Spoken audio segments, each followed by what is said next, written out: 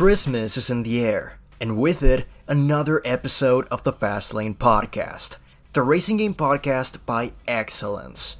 In this jolly and special episode, we have an equally special guest, Fastminer07. Yo, what's good? How's it going, man? It's going good. Things have generally been good. I've been a bit busy, but I think so is everyone this time of year, so it's to be expected. Yeah, no, I've been actually pretty excited to record this podcast, but the thing is, we are like at the end of the year and it's summer around here. It's spring, but it's about to be summer, and the heat is awful. It's just... Yeah, because you're in the southern hemisphere, aren't you? Yes. Yeah. Over here it's the cool that's been getting to people. Man, I literally would kill to be in there with the coldness. Like, right now. I said the same thing with CJ, like 10 months ago. I prefer the cold way over the heat. You know what? I definitely agree with you. I live in what I would consider to definitely be a warmer environment too, so I definitely feel that. Yeah, no, I live like in the southern part of Argentina as well, so it's getting really hot. And for context, last year, you know those like the weather maps that are like red, green, blue depending on the weather? Yeah. My part of the country was brown, almost going to black. That's how hot it was. Yeah. But yeah, no, we have some, like, really cool topics. We've been talking a bit before starting the podcast, and I came up with a topic, like, on the spot, which would be really interesting to talk about with you, because, you know, your style of editing is, or, like, storytelling and telling the stuff you're talking about in the video, whether it's Dirt or Need for Speed, any of that. It's really cool to see and to think about all the things you got the inspiration from. So I would love to hear from you about that. Whenever it comes to, like, my style of videos and stuff, because I almost don't know how I want to approach this, whether I should give more of, like, a history of how I got into YouTube, or why, like, my content is the way it is. Because they both are going to overlap a lot on stuff. I mean, you can go wild. Just go for it. Yeah, I mean, I'd say something that I don't know if it'd be surprising or not, but something I also know isn't super uncommon when it comes to, like, even creators in the racing game space, is that before I actually got into the racing game content creator space, I didn't really watch a whole lot of content creators in the space. Like, every now and then, gameplay videos and things would show up in my recommended, but it wasn't, like, a style of video that I generally watched, just because people weren't doing at least as much or as big stuff like reviews and analysis, which was more what I looked for in gaming content. Because I've always been attracted, well, I can't really say always, but for a long time I've been attracted to the video essay format. And I'd say that interest started probably about 2015 to 2017, I'd say, was whenever I started getting into that, with content creators like Ahoy and Amp Lemon, and who are some other ones that I might not think of off the top of my head. Amp Lemon especially is probably my single biggest influence on my content, just from the over a decade, actually, that I was watching his stuff. Wow. Because I didn't know it at the time, but I had started watching his stuff all the way back in what he called, like, his YouTube poop era, which was from, I think it was like 2010 to 2015, 16 kind of time. And then he transferred effectively into drama content for a year or two, and then since then has done general video essays on basically anything he finds interesting. Man, I don't miss the drama era at all. Yeah. Like, honestly. I mean, it was interesting at the time, especially because when most of it was going on, that kind of 2015 to 2017 era, I was 10. So, like, just seeing that, I was just found it funny, pretty much. It's just like, when you say drama, I think of, like, YouTubers now, like Sunny V2, or shit like that, you know? I was thinking more into like the drama alert, Leafy's here, Oh, like H3, that era of YouTube, that whole thing, iDubbbz with content comp and all those. That was the kind of era that I was thinking of, where it was like, it not only was it drama, but it was drama that was like on a magnitude we had never seen before in terms of how many millions of views it was consistently getting and how many eyes were on it. yeah, I remember that. Yeah. But yeah, it's you got the inspiration from YouTubers like those. You like the video essayist format. Yeah, I'd say that's generally where I like get the most appreciation out of content. Also because, especially when it comes to gaming stuff, that usually is where the most in-depth analysis and things are, is in that kind of space, because they can break topics down and go into individual facets of why they like certain things or why certain things work the way they do. Like a big influence of mine over the past 2 or 3 years has been H-Bomber Guy and his various video essays. Even though they take like a year to make, you can tell that by like the level of quality it's in a lot of those videos. Yeah, no, like those kinds of YouTubers are like the best to follow, but if you're expecting like an influx of videos every month, then it's not for you. Yeah. You gotta earn those. Yeah, no. But, like, what made you start making racing game videos in the first place?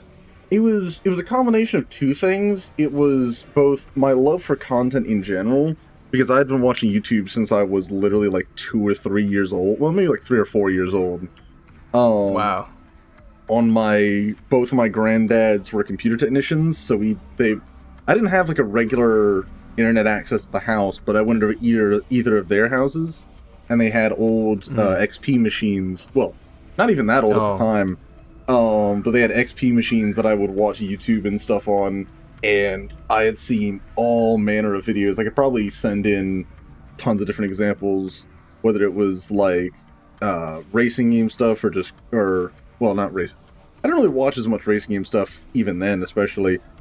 But it'd be a lot of like gameplay videos and different things like that. A lot of stuff I watched in those early days, I think, was like Sonic and Angry Birds, because those were some of the only games that I played on PC at the time. Yeah. Same. Like, I remember watching gameplay videos of Unleashed when it was new. that's how long I've been like watching that kind of stuff. Like I have a distinct memory. Dude. I have to find what series it was, but I have a distinct memory of an Unleashed series that I watched at the time. I watched, what was it, what's the Disney game? Was it Epic Mickey? Where like it was the platformer they made that was actually kind of good. I think yeah. Yeah, I watched gameplay videos of that. I watched this one, I think it was called Sonic Chronicles, that was like a stop motion done with like figures and plushies and stuff of like the Sonic franchise. There was a bunch of those actually at the time of different franchises that rings I liked. a bell. Yeah. And of course you had like the sketch comedy people and people who were good at VFX work, so they did things at the time, even though it was like 2008, 2009, so a lot of it was still rough, and I remember a lot of it being better than it almost definitely was, because it was probably in 480p and at best. Yeah, no, you say that and I remember like Corridor Digital or like Rooster Teeth. I remember that. It's just... like, in my case, I remember watching my dad showing me a lot of Gymkhana videos. Yeah, my dad did the same. I remember losing my shit. I remember my dad showed me Gymkhana 3. It's a dad thing. Yeah. Gymkhana 3, it was so early on. I remember it was back in 2010 or 2011. It was crazy. Yeah, it was.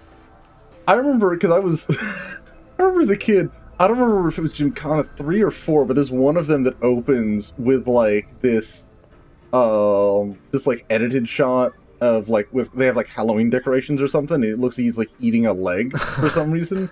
I don't know why, but that whenever I was like 4 or 5, whenever my dad showed me that, I was terrified of that for some reason. I have a distinct memory of being scared of that for something. No, it's like we were like, I don't know how to explain it, but like I was born in an era which was like some sort of transitional period between internet being the Wild West and then like slowly getting a bit more corporative and a bit more sanitized. Yeah, same. And same with shit like with physical media. Like I used to go with my family and buy Yeah. DVDs, and I experienced the change in the transition to digital stuff. It was a weird period. Right. I mean, I have a weird thing where like I was born in 2005, so I grew up mostly, well, in the era that I would consider to be the 2010s, but I grew up in a generally like older, lower middle income area, and I was like poor in that area. And something I joke with friends about is that like if you're a certain level of broke, but not that broke, but you like your parents might have had stuff when they were growing up, then you don't really grow up in the era that your friends do. You grow up about 10 years earlier. Which is why, like, I can relate to so many people that are like, oh yeah, the PS2 was the golden age stuff, and I'm like, yeah, even though I grew up in the 2010s, effectively, because that was the kind of shit that I had. Like, I'm one of the only friends of mine, like, that's my age, who still has, video rental CDs and DVDs and games, because there were still a couple video rental stores in our area, even when I was growing up. They were, like, going out of business then, which is why we still have the actual cases, because we like rented them out or bought them on a clearance sale or something, and they never opened back up for us to return them. Like it's crazy because like I lived a similar life, because in my case I got the chance to have an Xbox 360 for myself in 2017 for the first time. I mean, I played that console before, but in a cyber cafe, like where you used to pay like $8 an hour and just play whatever you wanted. Yeah. But I experienced my first taste of shit like Burnout Paradise or GTA 4 or Motorstorm Apocalypse or Split Second for the first time in a cyber cafe in the city I live in. And I remember losing my shit.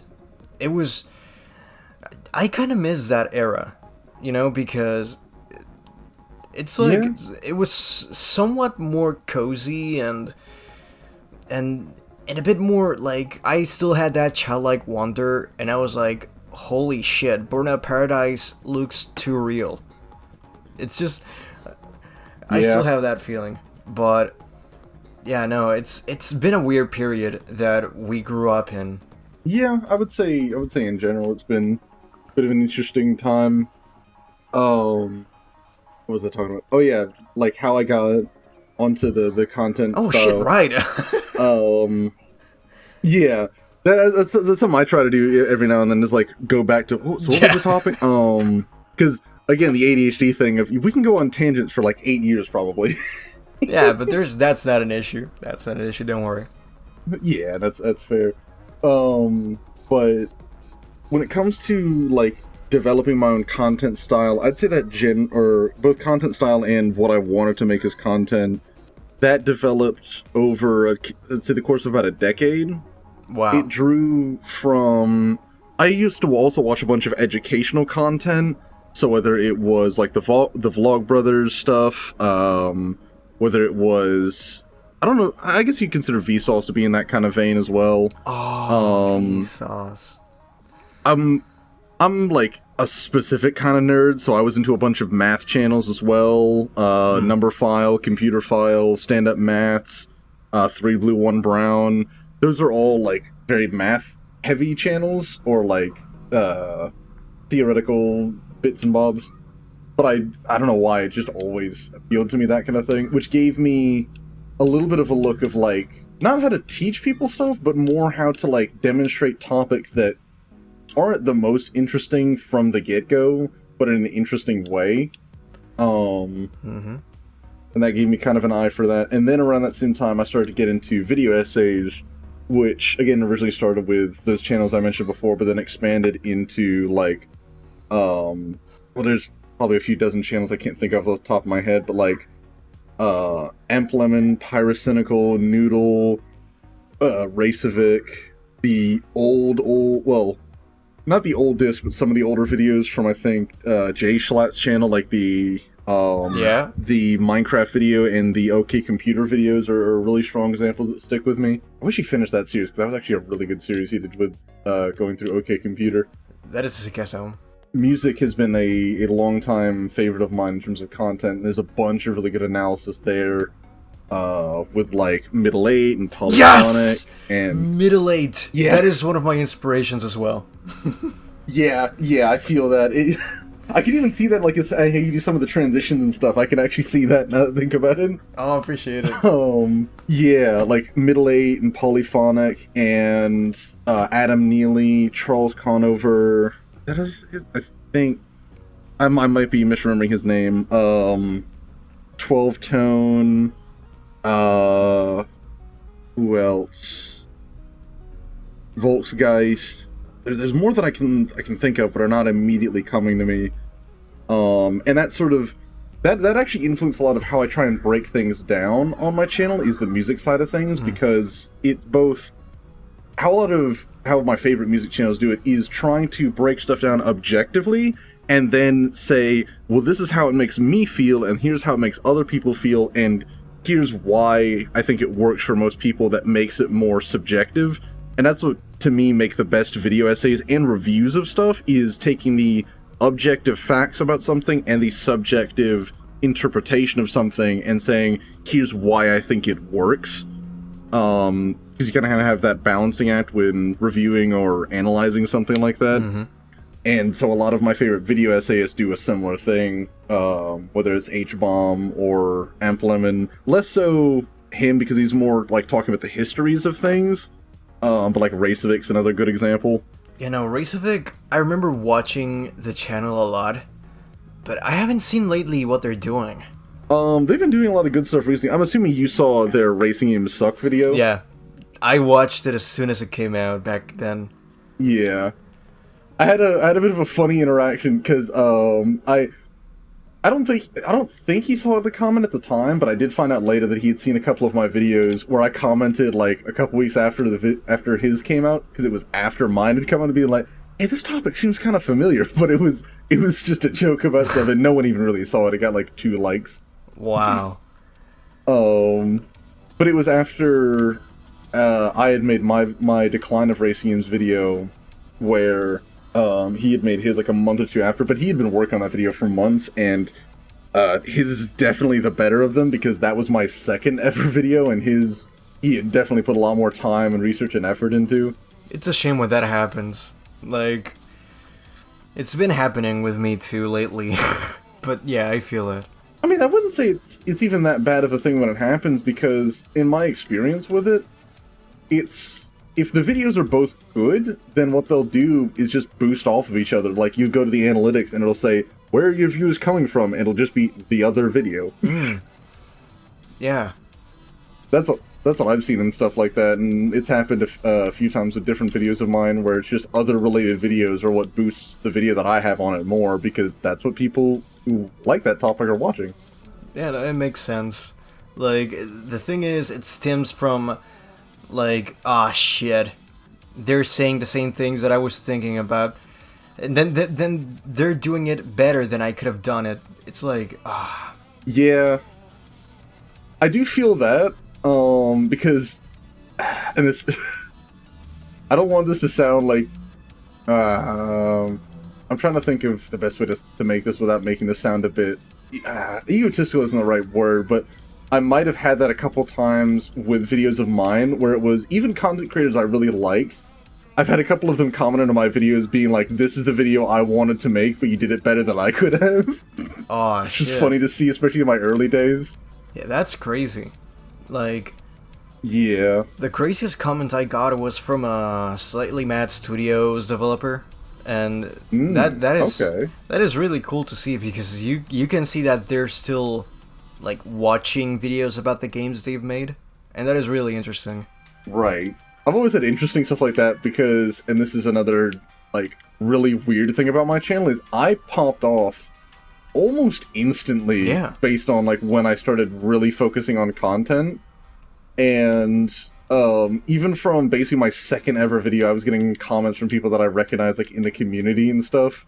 And even some outside of it, like bigger YouTubers that like I even just made a quick joke or something about. I got a comment from, like there was one. Are you at all familiar with the the anime abridging scene at all, or like the general commentary scene around that? Nope. Well, there's a large series that's been around since 2007 or 8, and is like one of the largest in that space. Jesus. And I literally, in my second video, used like a 10-second clip from them as like a one-off joke for a Forza section. And one of the voice actors who was a part of that commented under the video being like, "Hey, I see you." And this is this was the biggest comment I had at the time, and he's like a 650,000 sub YouTube channel, and someone who's been on the platform for almost 20 years. Holy and I'm like, shit. damn. Wow, that is a lot.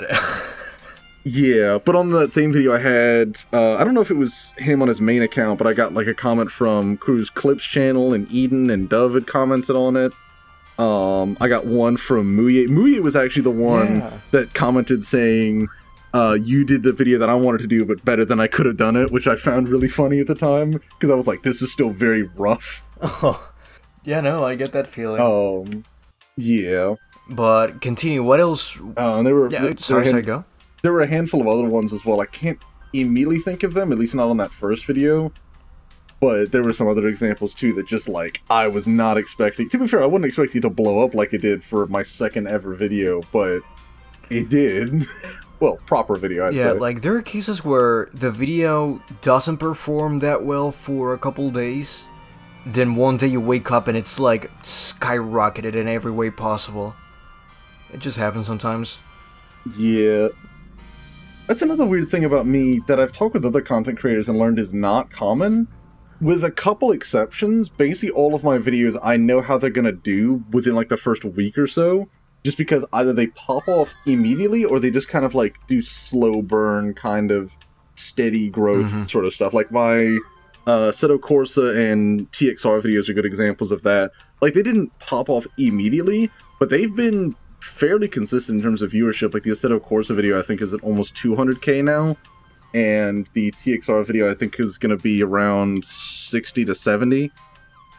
And those have both been going fairly steady. Yeah, it's like, I had a couple chances where, for example, I made a video about Split Second 2. And it was doing fairly well. 500 views the first day or something. And it got stuck in there for, like, a couple days. But all of a sudden, it started growing to like 2,000, 3,000, and I got way more subscribers in a span of like a week. I got from 200 to 1,000 subscribers. This was back in 2023.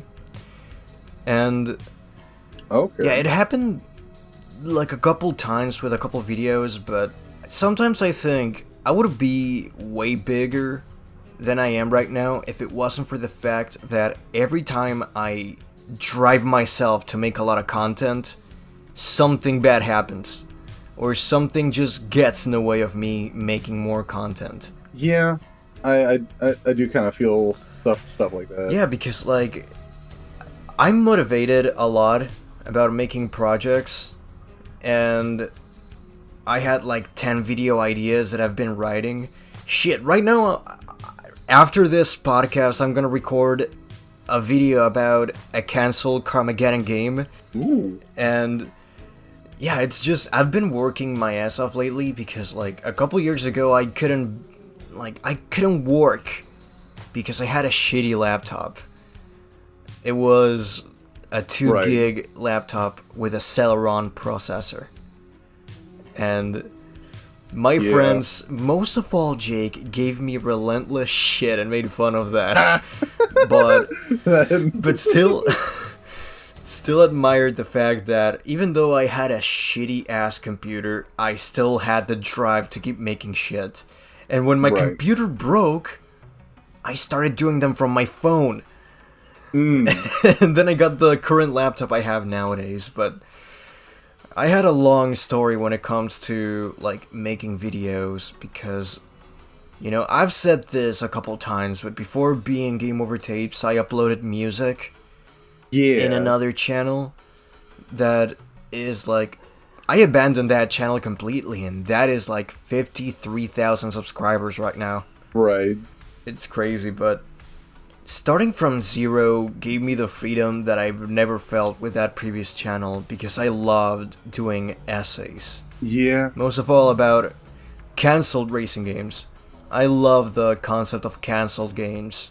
Yeah, that is an interesting one. I've seen a good people explore that. And that's what I might even be interested in exploring in the future. Because people send me video ideas all the time, and I'm gonna be honest, some of them, I saw. some of them I'm probably never gonna get to. I'm not even gonna, even if I say, oh, I'll consider it in the future. This is not saying I wouldn't like to. It's just I do video topics that I have a strong vested interest in some kind of way. Yeah. And when it comes to stuff that people suggest, unless I already had it in the list somewhere, or it's like a different way of thinking of a topic that I already had in mind, chances are I won't get to it unless, say, like I stumble upon the series or whatever in my own time, and then I'm like, oh, this could be a good video. Yeah, cause like, I have more drive making videos that I'm interested about. Right. Because like, I had the mindset of make videos you would love to watch. Yeah, you know? That's the same thing I have. Like, that's what I tell people all the time, is don't always think about, like, the audience, or I'd say keep in mind also, like, the kind of content that you would want to make, but the biggest thing I always say to people is think about, would you even want to watch this content? Yeah. Like, I mostly went through the cancelled racing games route because, you know, I've talked about it with a couple friends, and it's the crypticness about it. I love the scene about cancelled games in the first place, because they show us how development works and what it could have been, how it would have looked, and you know, it's a little passion I have to talk about those kinds of things. And man, I love racing games ever since I was a little boy, so yeah, I love doing this thing. Yeah, and that's kind of a similar thing for me. I just went for more, like, broadly racing game stuff, because that was another thing, and this is focusing again back on the original topic of why I started content, was just that I already knew the style of content I wanted to make, that kind of more analytical video essay kind of stuff, but I wasn't sure what topics I could really focus on, or that I could add anything to, and then I saw that racing, almost no one, especially at the time when I started, was really doing racing game essays and analysis like that. And the people that were more just like general gaming content creators, like your White Light, your Raceovic, yeah, like that kind of thing, to where they focused on a bit of everything. And theirs were really good, so I was like, well, there's even already like a viewership base for people looking for video game or like racing game essays and analysis. So I wonder like if this would be a good niche to like try and get into, also because these overlap with like the most amount of my interest already. So like this should just work, and it for the most part has. Yeah, no, it's just like, I watched a couple of your videos back then. I kept watching them because we had a server where we used to share like video essays we would come across, and there were so many content creators back then that were really small or like barely starting, and you were one of them. I remember that clearly, and I remember thinking it was funny that you had the, how would you call it? I don't know if it would be a trait, but you have the style of thumbnails that is really like recognizable. Yeah, I remember like laughing my ass off about it and telling a couple of friends that, oh shit, is the video from that guy that puts the cars just looking at the horizon and having the logos just fading. Yeah. And I remember that because like it's a really unique way to like, how do I say it, like it's both that style and how I'm going to describe them come from a video from Implement where he talks about his thumbnail process.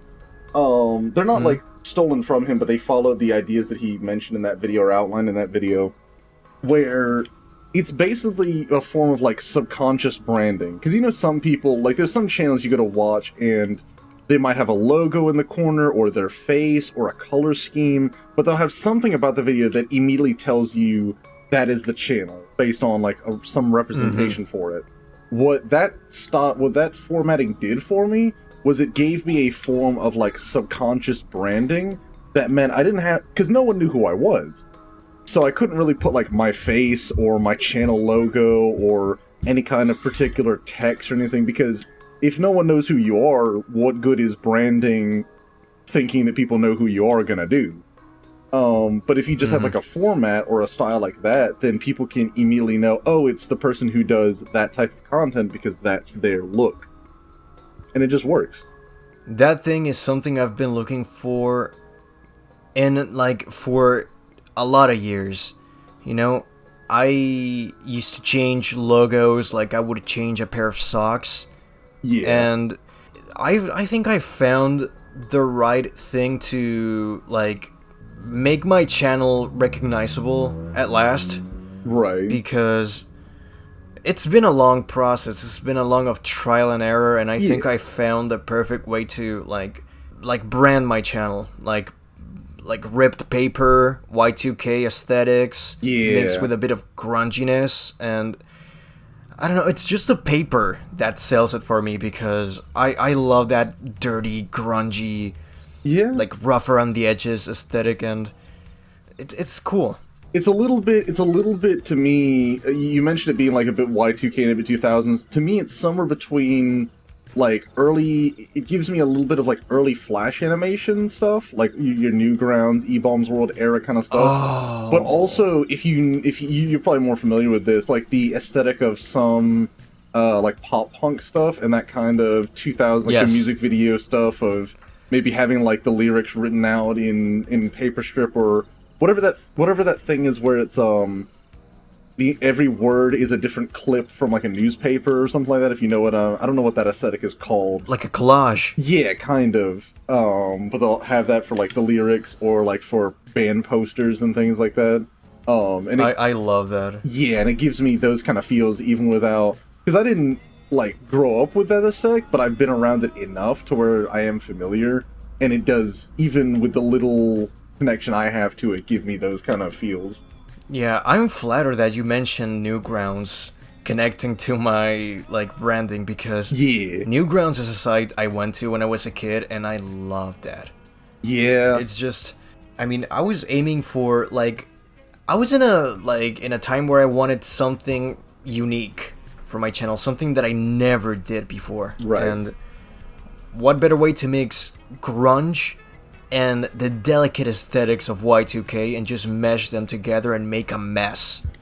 Yeah. That's my channel basically. Like, I feel like your little man could fit anywhere between like in the background of like a live performance image of like, say, like a 182 or like Paramore background, or he'd just be like walking through a Fruitiger Arrow ass field, just being like, yes. Yes, that's what I love about that little avatar. It was like inspired by my look I had back then, because I had long hair. Okay. Till my shoulders, and I was like, hey, I think I should make this little guy a bit more rowdy. Yeah. And instead of painting him, like color him, shading him, what if I make it as rough as possible and just make it a piece of paper? Yeah. Like a drawing on a piece of paper. And that fits perfectly. It makes a lot of sense. And I went for that look because of a mistake in Photoshop. I was like drawing on Adobe, and I had like the little cutout, because I used to draw on paper and then put it on Photoshop and just digitalize the drawing. Yeah. And I looked at it and I was like, holy shit, the cutout looks really neat. I think I'm gonna change the look after I'm finished with this drawing. And that's how it all started. Yeah. So I'm trying to get into digital art myself, and I think that's probably how I'm gonna start it, is by effectively digitizing basic sketches and stuff that I'm gonna be doing on paper. Because I have almost no experience in digital art, but I do want to get into it more. Yeah, no, same. Like, I started this year, but like, going for digital art is gonna be like, not a difficult transition, but you will have to get used to it. Yeah. especially because I don't have a drawing tablet with a screen on it, so I'm gonna have to get used to like that whole. I've still every time I try and use my drawing tablet, I sit there for 30 minutes trying to figure out how to do stuff, and nothing feels right. So I'm definitely, when I figured that out, hopefully it'll become a lot easier for me. But I still haven't really learned how to deal with it. Yeah, the funny shit is that is the hardest step. Like, Yeah. I was so used to drawing on paper, and then all of a sudden drawing on a tablet and seeing the shit move on screen, I was like, this is too weird. Yeah, because But as soon as you, like, you lose the immediate keep connection. going. You lose the immediate connection of Yeah. like my hand on the paper impacts every little detail of it. Because I'm one of those people who also does like the little shading and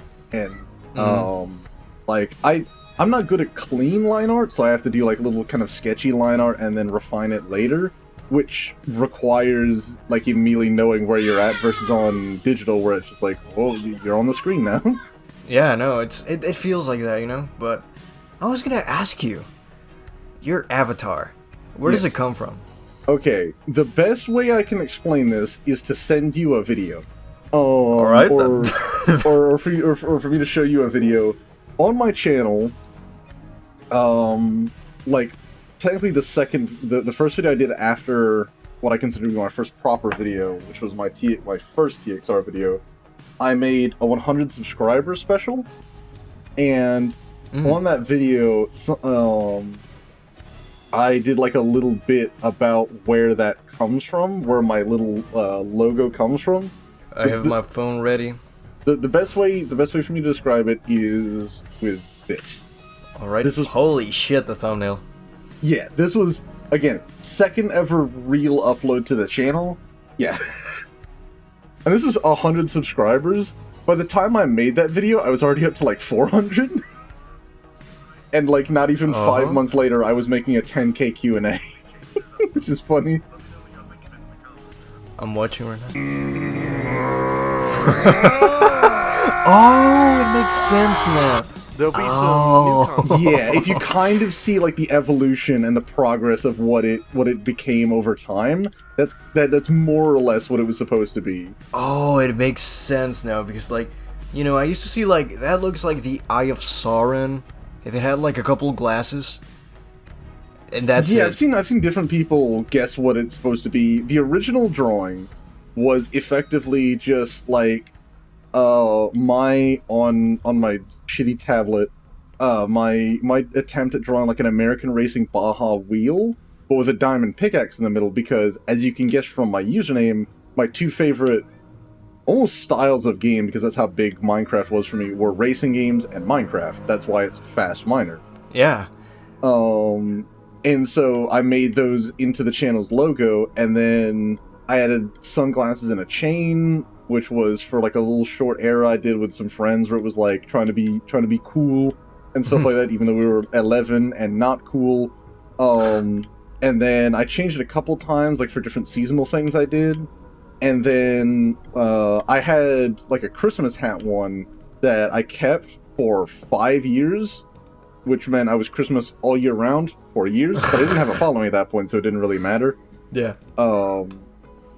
And then after I made my first video, I'm like, you know what? I want to try and see what I can really do with YouTube stuff. So I'm gonna take the basic shape of him, and I'm gonna refine it into like an actual little guy, and then I just put him in a suit, and that was it. Yeah, that was like the perfect way to like summarize the evolution of your avatar. That was like perfect. Yeah.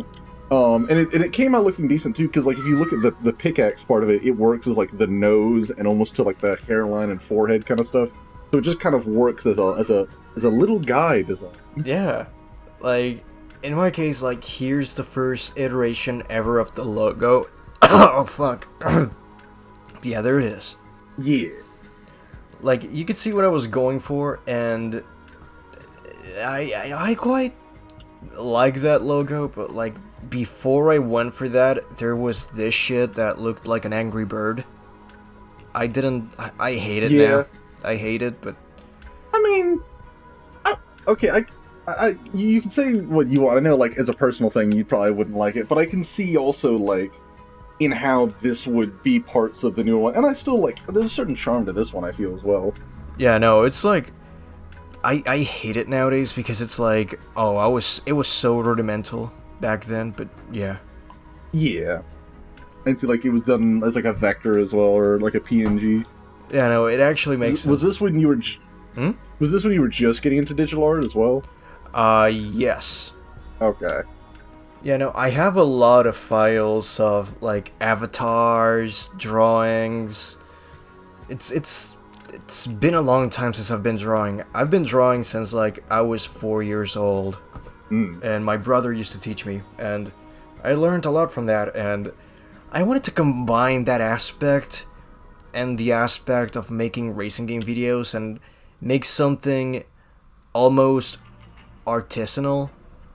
Like, yeah, I every video I make, I want it to be as cinematic as possible to make it. I get that feel. Yeah, to make it as easy to understand, and my motto, as always, was fun to listen to and entertaining to watch.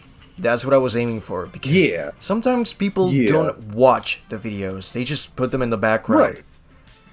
And yeah, and I do that fairly often myself. It's just like an ADHD individual, like not being able to focus in on shit. Yeah, no, I get that, because like I've been the same too. If I can play a game, but I have to put a podcast, or else I will get bored, or shit like that happens. But someone might or might not have TXR0 in front of them at the moment. For real? Oh my god. Yeah. To be fair, I do this on literally every podcast I've been on. Like the last one I was on, I played Dirt Rally 2 for most of the podcast. Holy shit.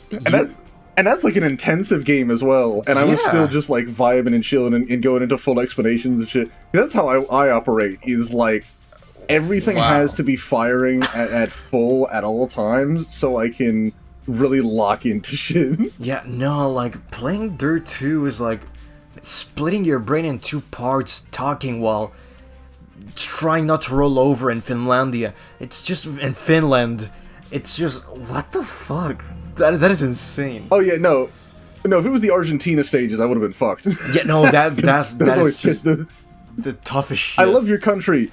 Your Rally 2 stages are fucking, they make me so mad, because it's nothing but big ass rocks everywhere, and I can't drive anything above like 200 horsepower in the, like the other day my friends challenged me to do Group B, like the Audi Quattro S1 in Argentina.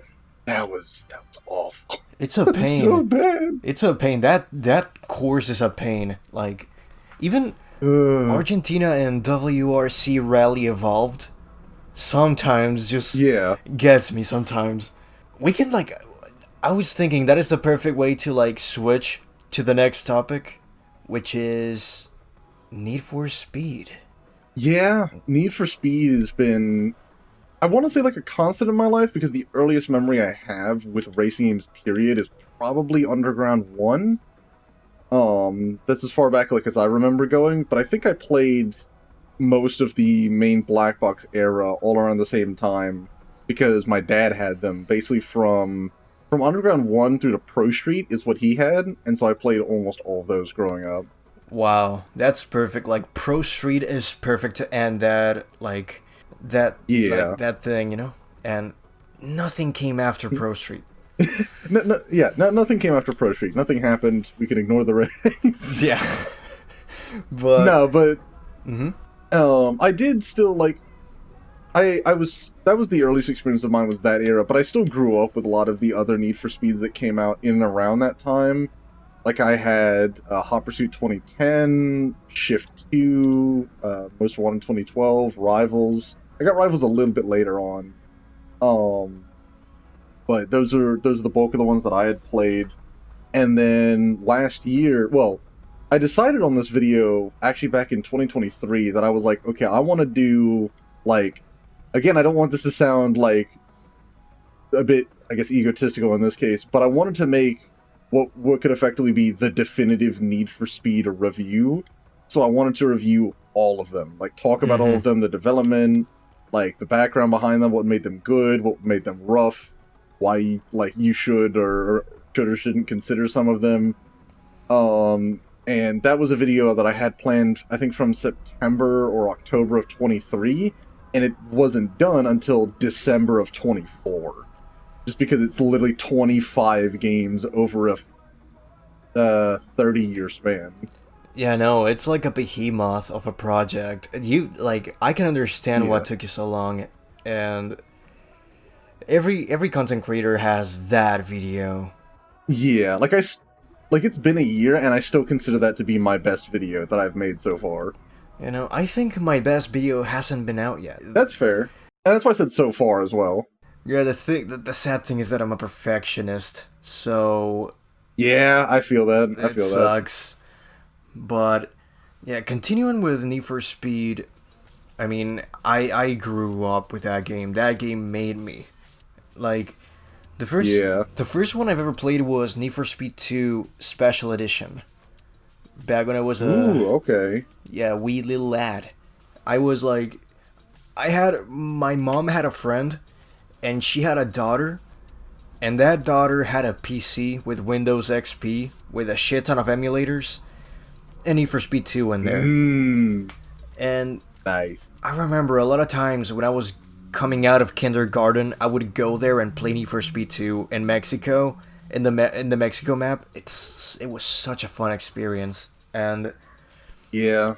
From then, I went to Underground 2, then Need for Speed Most Wanted, to Need for Speed Carbon, to Pro Street. And, you know what's funny? Like, I didn't give a shit about the direction Need for Speed was taking. I ate it up. That's always my favorite thing, is when people say, oh, Need for Speed's lost its identity, and I say, Need for Speed has never had a cohesive identity for more than about 2 or 3 years, ever. Like, yeah, that's not a thing they do. But, like, if we're talking about Need for Speed having an identity, it's the lack of identity. That's it. Like, yeah, Need for Speed is what they do. Yeah, it's a chameleonic shit at franchise. the wall and seeing what sticks. That's what they do. Yeah. Yeah. That's what I like about it. Like, you can expect a Hot Pursuit style game, or an Underground style game, or a cinematic storytelling a la The Run. Anything. They can do anything.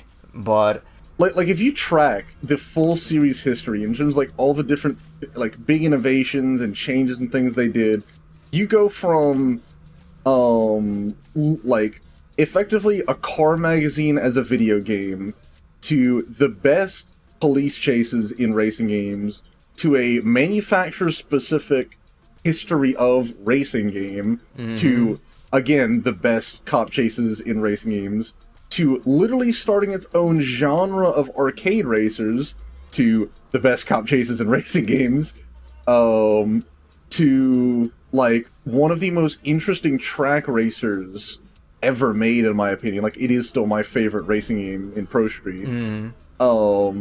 To, we don't talk about Undercover, to, again, more interesting, like, track racers with the Shift series, and solid returns to form in Hot Pursuit.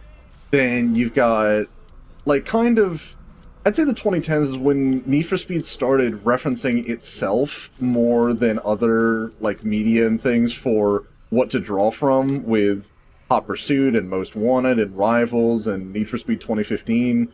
Like, those are all Need for Speeds where you can tell the blueprint is other Need for Speeds. And I think that's probably the biggest critique you can really have about modern Need for Speed, is that it went from always being about changing and innovating and bringing something new to the table to, at the very least in name, trying to reference itself more than other things. Because, like, from the earliest days, it's Car and Driver, the video game, it's Fast and Furious, the video game, but now it's Need for Speed, the Need for Speed. Yeah, that's a perfect way to put it, because even then, I felt it more than ever with a Ghost trilogy, because, you know, you get the usual fan service, or, you know, like, references to characters from previous games and all that, and they felt really shoehorned in.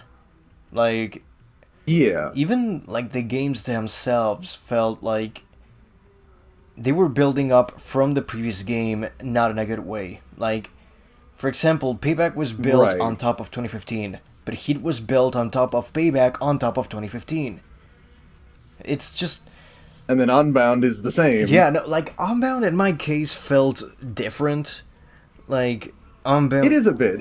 Unbound is an interesting case to talk about with people because you can either have a civilized conversation or just turn into table-flipping, red-faced discussion. Like, but... Yeah. In my case, I loved Unbound. It felt like the really different game from the rest. Like, the game that felt unique from the previous ones when it comes to presentation and gameplay and all that. But yeah, I can see what people mean when it comes to the lackluster single-player experience, because that's true. Right. Right. I think if you're going to critique Unbound about anything, the single-player experience, and because this is the camp that I find myself in, the physics, like, those are areas, and the cop chases, those are areas that I think the game really does suffer in a more, like, you don't have to be a table flipper to really express dislike with. Yeah.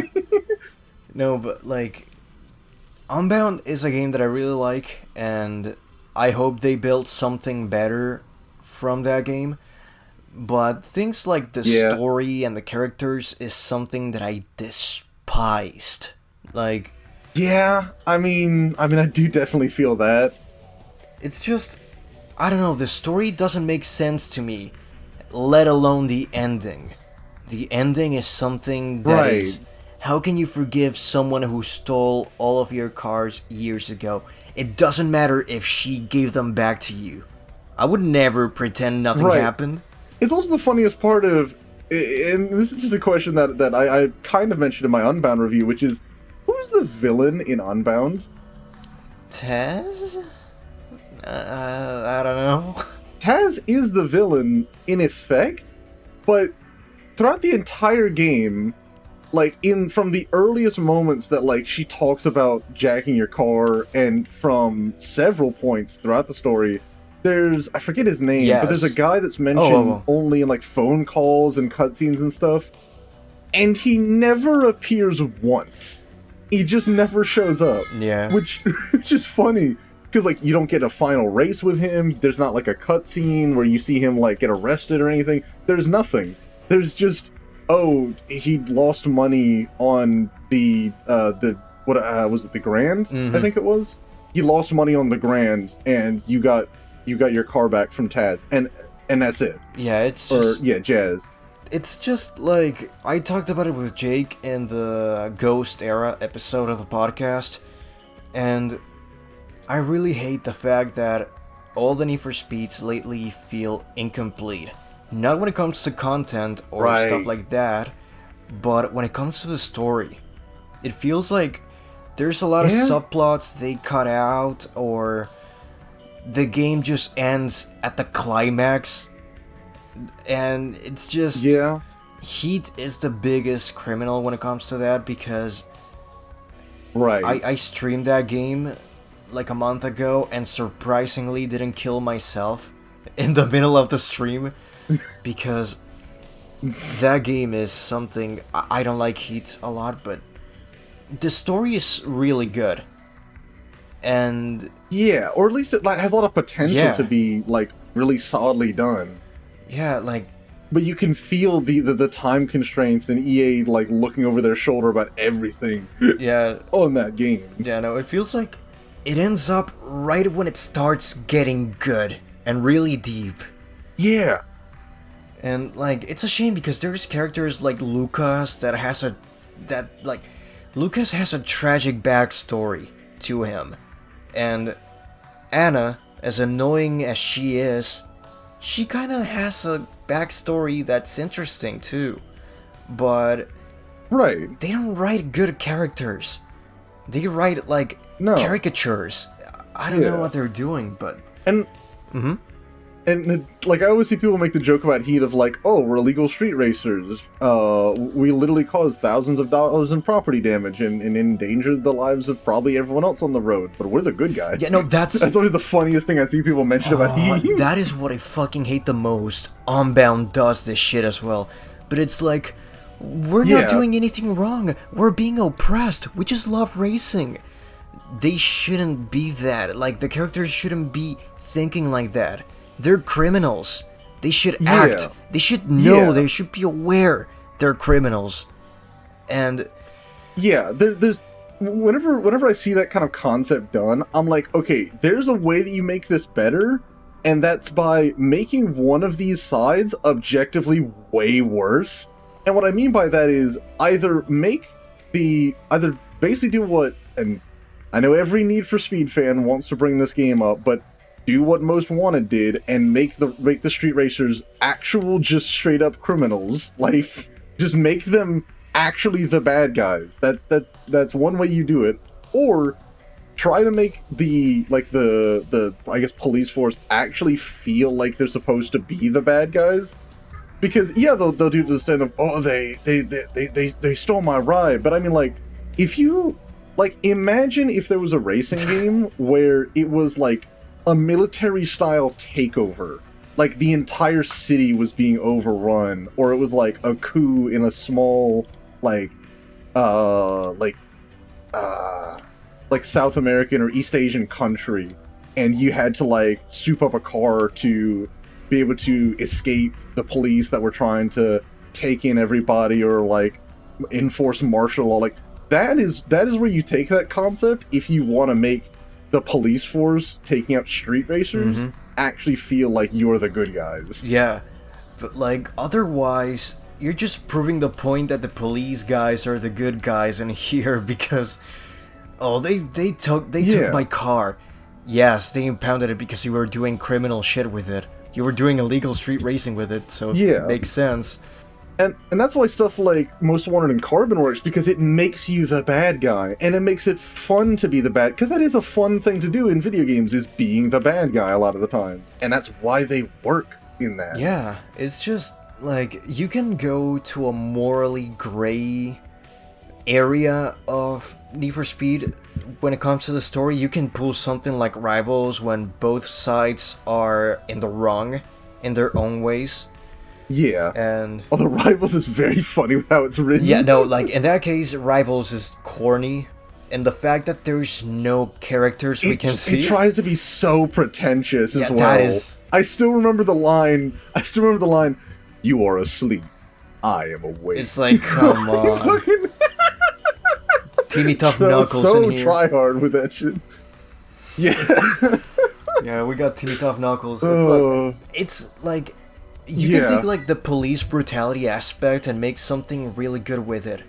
And when I was talking about Rivals, just go for somewhere along the lines of that area where the cops and the racers are both scumbags, but don't make it as like, I am the 15 minutes of fame you will never have. You're asleep, I am awake. It's like, come on. It's so try-hard. And to be honest, as much as I think there are issues with it, I think the better, even though it's technically less about the cops, I think the best way that was done was probably in the run, to be honest. Yeah, like, the run. I think this is the perfect spot to go to the topic of our favorite Need for Speed. Like... Yeah. And in my case, is Need for Speed The Run. I absolutely love that game. And don't get me wrong, I love Underground 2, I love Pro Street, I love Hot Pursuit, I love every facet Need for Speed has ever adopted. And... yeah. But The Run is something that scratched an itch in my 11-year-old brain back then that made me go, holy shit, I've never seen this done in a video game before, let alone a Need for Speed game. Yeah. And just a racing game where you go from one side of the country to the other, being pursued by the mob, and lots of crazy shit happening in the middle. It's just set piece after set piece with incredible orchestral music by Brian Tyler or licensed soundtrack from bands like the Black Keys or just Dan Auerbach. It's just, I love that game. I love the story. It's just really good. People don't like the fact that it's so linear, but Yeah, which I don't get as like a full complaint, because like these have never been the most like branching storyline ass games. Like they've all kind of been pretty linear, especially before they had the black box era like gameplay loop and stuff. It's just like, I get the complaints that the game is too short because you can finish it in like a day. Yeah. And honestly, that is the weakest part of the Yeah. game. But, Right. you know, in my case, I went for like, I used to play like an hour per day, then move to another game. Yeah. I used to like digest that game slowly, and it had a vibe that hasn't been replicated since then. It actually Right. feels like you're on the run. And Yeah. It still had that like black box feel of like this is a little bit over dramatized and a little bit corny and a little bit very of its time, because they even had in the trailers like from the people that saw Michael Bay movies type yeah, shit. no, like And and so like, but it's got all those things, but it still has that little spark of we're trying to do something different with this that I think is Black Box's strongest suit, is that like they always had that mix of very of the time but very unique at the same time. yeah, like I remember in 2017 waking up one morning in June and seeing Need for Speed Payback and thinking, holy shit, they're gonna do another The Run style game. And Yeah. yeah, about that. But, Yeah. you know, The Run was something that it took itself seriously, but it worked at the same time. It was, Yeah. because it didn't take itself too seriously as well. yeah, like, it was a really fun experience as well. I love the vibes. I love the gameplay loop. It was really interesting. Yeah. And if they made the game a bit longer, like at just 3 more hours of this, then it would have been way cooler. And Right.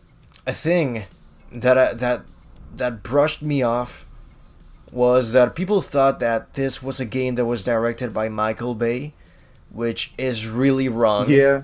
Yeah. Like, he just directed that trailer for The Run. Yeah, and I think they mentioned his movies were like an influence by the actual people who worked on the game, but he didn't actually have that like any direct influence on it like that. Yeah, and it was a game that, like, quick time events is something that I've never seen in a Need for Speed game before, and they worked really well. Yeah. And it had, like, the last car designed by Shelby, which was, like, the GT500 Super Snake. Yeah, that was a really cool addition to have. Yeah, like, that car is... I always pick that one when I begin.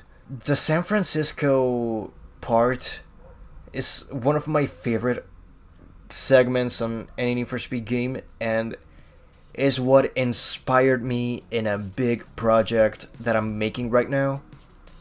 Nice. This is the first time I talk about it in public, but I'm making like a Need for Speed concept set in San Francisco.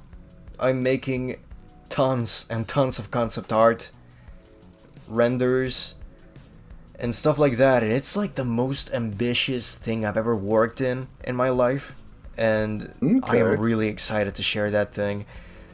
And the funny thing is that Tokyo Nights inspired me a bit to do a Need for Speed concept, but Okay, yeah, I'm definitely interested to see what that looks like. yeah, like, it's changed a lot since the first time I did an illustration, but it's gonna be really cool. But yeah, in conclusion, Need for Speed The Run is my favorite in the franchise. Need for Speed Underground 2 being a really close, they're almost tied. Yeah, I feel that. But yeah, what about you?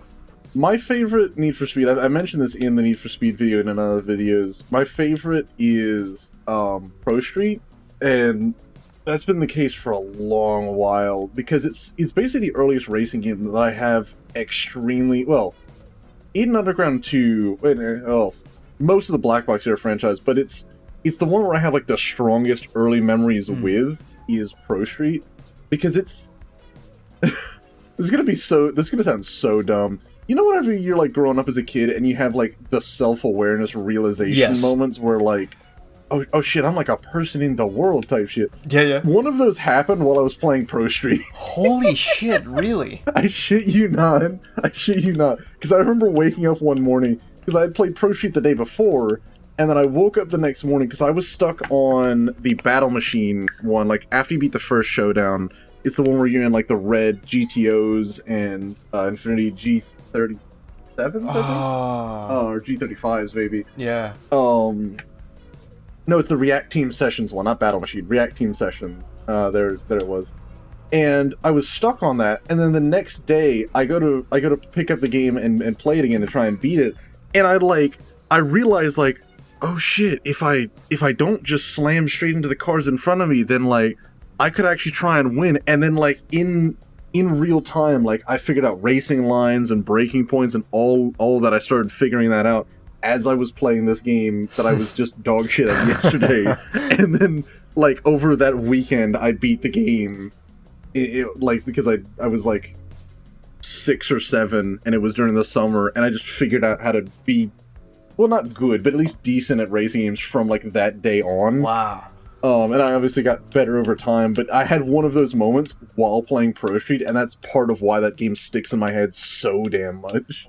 That is insane. Like, I think those stories where you start being self-aware as a little kid, they're the funniest thing ever, because yeah, I still remember mine when I was in kindergarten, and we had, this is completely off topic from racing games, but I remember we had like Play-Doh, and I came up with the idea, hey, what if we throw this to the roof?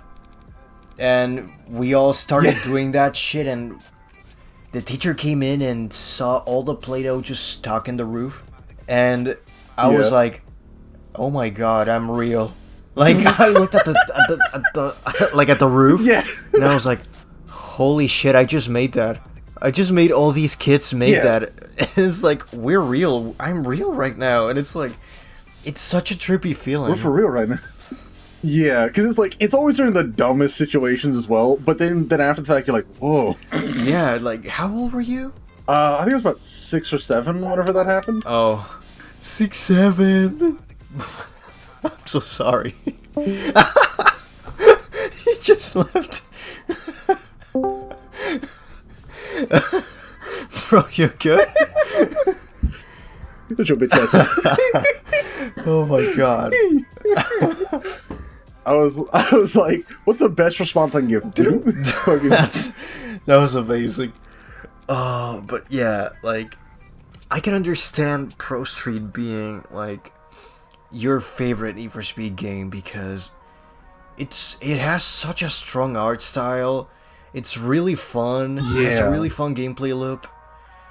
It's just like there's very few racing games that, to me at least, feel as fast as Pro Street does, especially when you get like in the speed challenges and the grip events.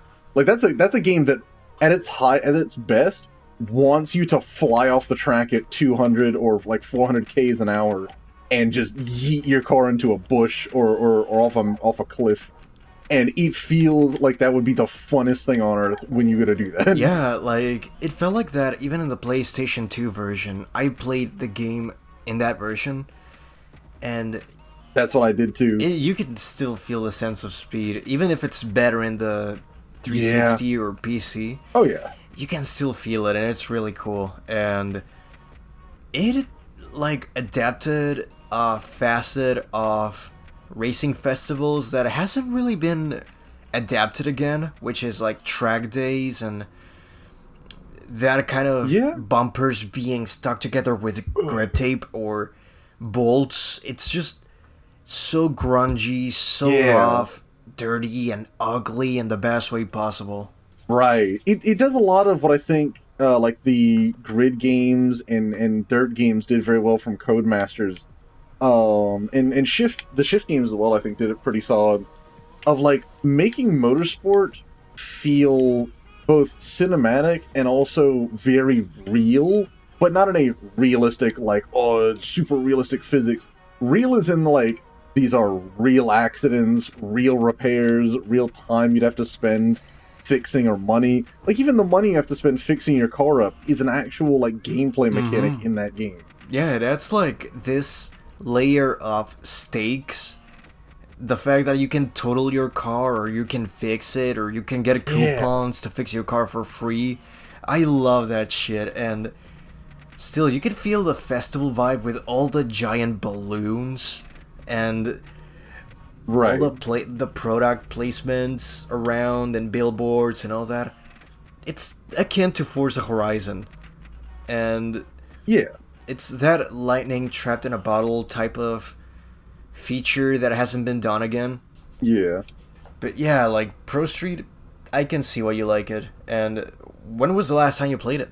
Probably a month or two ago. Because a friend of mine was asking me for like my critiques on it, but I played it a ton, like for the Need for Speed video. I kind of got, I wouldn't say like completely cooked on playing them, but I had to take a good long break from Need for Speed stuff in general after that video, just because that was about 6 months straight of nonstop those games. Yeah. Which I'm glad it's as diverse a series as that is, because if it was any other franchise, like if I played nothing but Gran Turismos for 6 months, I would be cooked. Yeah, no. Like those are great games as well, but they're so similar between them that like I would have been done for a while on Yeah, them. anyone would take a break for that. Yeah. But still, like, I still go back to that one fairly often. Even with, like, other mods, even ones that are as basic as, like, reducing the input delay to stuff like the Papega mod, which is a great addition to that game. The Papega mod. Yeah. Like, that's one. I know people have their critiques, which some of those make sense, some of them don't. Because some people are like, oh, it's too memey and bullshit. And I'm like, it's fun. It's Pro Street. What do you want? And it's got a bunch of new shit in it. I have no say in it because I didn't play that one. The thing that I did play was Hot Pursuit challenges for Most Wanted. Yeah, that's another good one too. That shit was dope. I love it. But yeah, the Papega mods didn't really get my attention, whether it is Most Wanted or Pro Street. They didn't really like get me, but I mean, I can see the work put behind it. And oh yeah, you know, like your Need for Speed video gave me vibes of Grand Theft Auto's Midnight Club video, because like he left sweat, blood, and tears in that Midnight Club documentary, like months and months of work. He did. Yep. But yeah, no, like your video was really good as well. I've been in the premiere and. Shit, I even had to take a break because I was like, man, I need to touch grass. I will complete the video in a second. Yeah, damn 4-hour Need for Speed. I needed to touch grass after that shit. Like, fuck. You know, you needed to live in the woods for a while by yourself. Like, that's the point. Like, that's what working in a video for so long makes to, like, what it does to you. And yeah, like that video was planned from late 23. The earliest recording was like the interviews I did with people, and those were mostly done in March and April of that year. Then basic research and recording started in like August. Wow. And that, along with scripting and editing, went from like really like July. Yeah, July of that year all the way to December when it was finished. Jesus Christ. Yeah, no, like... And the last 2 or 3 weeks of that were literally me, like, locked in my room, like, I had a GamerSup sponsor at the time, so I was locked in my room, consuming about 300 to 400 milligrams of caffeine a day. Holy shit. Editing for 10 hours. And the thing is, that's not even like, oh, I was on that grind. I was loving every second of that. Like, I just wanted it done, and was so, like, in... You know when you're in that groove, it's like, it's the self-imposed crunch, where, like, you're so locked in that you literally couldn't do anything else or it would completely break your focus, so you just gotta keep going until it's done. And that's the state I was in. You know, there are times where, like, in my case, I spent days without feeling like doing anything for my channel. Right. But there are days where I'm like, okay, I just wrote 5 scripts, I recorded 7 scripts, and I'm gonna start editing now. And then I just, out of my ass, I edit 3 videos in a row. That type of shit happens sometimes. Yeah. But nowadays, I'm in that weird spot where I'm like, I'm gonna do things at my own pace. I'm gonna write, Right. and not push myself too much. I know that there's like 2,367 people that are watching my back right now that need some new content, but I will take my time with that. And Right. honestly, the video that, like, comparing to your experience, this is nothing, but like, No, but like everything has its own feel like that. Like I've felt that even with videos that I did in a week, I've had similar feelings of like once you're locked in, you're like, fuck, I want to do only this, and then afterwards you're like, I'm cooked. yeah, no, for real. Like, in my case, it was back in 2021, and it was the first collab that I've ever made. It was the Brunette Iceberg with JKimG, Okay. and I spent months not writing the script, not recording anything, but doing research. I used to go to, like, Web Archive, check interviews from Criterion, to, like, unearth, like, unseen stuff or content from every Burnout game. I started writing the script. Yeah, and go to like the cutting room floor to pull like assets and things. I'm guessing. Like, and even then, I started checking for interviews, going to Discord servers, checking like dead forums that haven't been active for 10 years, and yeah, that's always a fun time. yeah, it's like researching is the funniest part about making a video, and writing the script is fine, but recording it is what makes me want to die. Because Really? yeah, I remember recording the Burnout Iceberg like 4 to 5 times because I didn't like how my voice sounded back then. And if you see that video, you could notice a weird ass accent because it was the Argentinian accent mixed with the United States accent. And Yeah.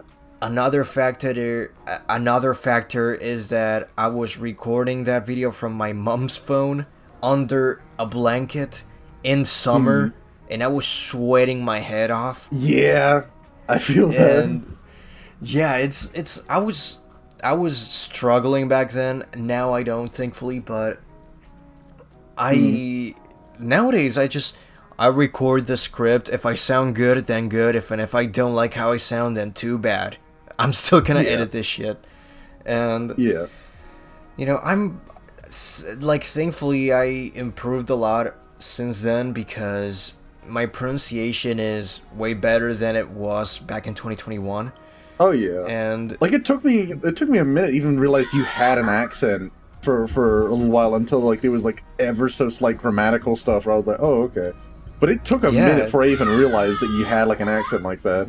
yeah, many people say that they cannot notice the accent. And another thing, that video was like 20 minutes. Yeah, the Burnout Iceberg. But in that laptop, 4-hour recording session. yeah, like the whole video was 20 minutes. It was laid out in the timeline in Camtasia. But my laptop back then was such a piece of garbage that I had to split the video in 12 parts and render like 1 minute and a half, then 1 minute, then 2 minutes and a half, then 3 minutes, then 1 minute, and then just put everything together. And that 17-minute video in 1080p that would render in 10 minutes in this laptop would take 5 hours to render in that old laptop. Yeah. And it was like that with every video. It's like, Yeah. I was so depressed back then, so I feel that. poor me of the past, man. It was like such a bad computer and such a struggle to edit that. I'm actually fortunate with what I was able to do with mine because what I literally did was back in 2022, I was like 16 for most of that. Yeah, 16 for most of that year, and I was like, okay, I want to get a computer to where I can do video editing stuff on. And because I was still 16, and because of the situation that we had, I didn't really have any like bills or expenses at the time. So I got a part-time job starting that summer. And I was making probably about $300 to $400 a month, I'd say, on average. And because I didn't have any other bills or expenses, I literally saved up every individual dollar that I had of that, along with, I think, a couple hundred that I had in a savings account and that I had done from, like, odd jobs, like cutting grass, different stuff around the area. And I had a budget. I ended up having a budget of about $1,300 Whoa. to spend on my computer, which, like, I knew was a lot to spend, especially on a first computer.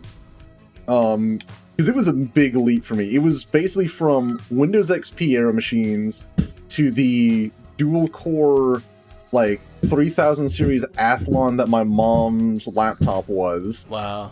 To effectively still the PC that I have right now, which is, like, an 8-core Ryzen 7, like, all kinds of... Like, it's still a moderately, solidly spec computer even now. Granted, I did also swap out the GPU. But even if I still had the GPU from the time, it would still be good. Yeah, wow.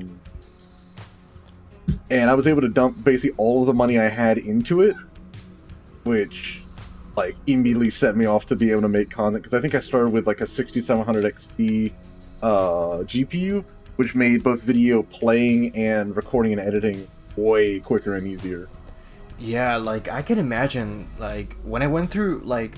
From that Celeron laptop with 2 gigs of RAM, I remember saving up money to buy an Xbox Series S because that was my dream for a long time. And yeah, right when I had like $5 left to get the Xbox Series S, that Celeron laptop broke. And that's where I just lost it. I was so sad. And I was like, you know what? Yeah. I'm gonna buy a new laptop. And then I'm gonna buy the Xbox. So this was 2023. I got this Dell laptop, Intel Core i7V Pro, 16 gigs of RAM. And it's really modest as well. And now I can start to notice it has one foot on the grave.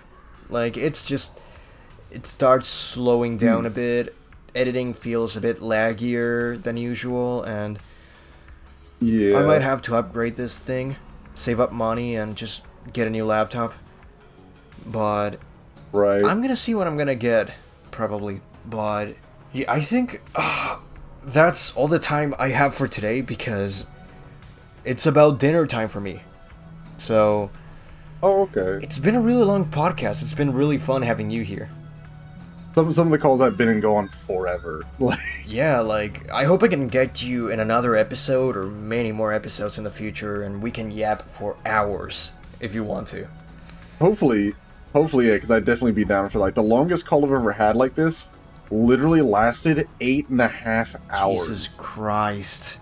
Holy shit. Yeah, that was the call I had with Ray for the Need for Speed video. I didn't even record all of it. I only recorded like 4.5 of the total thing, but it literally went from 3 p.m. my time to 11:30 my time, and I had to stop because I was too tired. Jesus, wow. The endurance. Yeah, but we were having fun that whole time, because we went from, like, gaming, we went from racing games to gaming in general, to content creation, to music. Like, we went to so many different topics, and we just kept yapping forever. Yeah, nah, those are the best calls for sure. Yes, yeah, it was a great time. And hopefully I'm actually going to have another one with him soon, but he's been kind of sick recently, so... Oh, man, hopefully you can. Hopefully you can. Yeah. But yeah, thank you for watching until the end, and make sure to subscribe to Fastminer, and just wait for more content from him. And do you have anything else to plug? Hopefully, within the next... This is going to be a bit much for me. I plan to have 4 different videos out and done within the next 40 days. 3 of which are going to be on the main channel, and one of which I will slightly spoil so far is actually a sponsored video, like a dedicated sponsor project. But it's one that I think actually does fit my channel pretty well, because people have mentioned trying to get into a certain genre of racing games, or car games in general, that I think with how I've done the video, I think it'll still be good. I've quite enjoyed that, but I've also got like the part 2 of the Codemasters video that I'm finishing up. I've got another racing game video project, and then actually on my live channel, I'm doing this is the one that I probably have the most passion about so far between the 4 of them. Is a review on not a racing game, like not even remotely. That I'm going to be putting up on my live channel, and I think that's probably what I'm going to end up doing mostly with that, is putting other content that I have a strong passion for, but might not necessarily fit on the main channel as well on there. That sounds perfect. That sounds like a great idea. Yeah, but I've also got other videos planned next year that aren't going to be as strongly focused on racing games, but still include them, obviously, that I've got going on next year. But we'll have to see. I got things in the works. I have plans, but the haters will sabotage. I cannot tell anything yet. No. I mean, I could. Like, I've been talking about plans, especially in my server, fairly active. But like, I don't want to give it all away yet. I do this for the love of the game. Yeah, nah, for sure. I'm excited, dude. I'm really excited to see them. But yeah, make sure to be there when those videos are released and give them love. And yeah, but yeah, man, it's been a pleasure having you here. Yeah, it's been a great time. Thank you so much for being in this episode. It's been amazing and really fun. Thank you for having me. I want to thank the Patreons as well for supporting Game Over Tapes and this channel as well. So big shout out to them, and I wish you guys a very Merry Christmas. See y'all at the end of the year. Bye.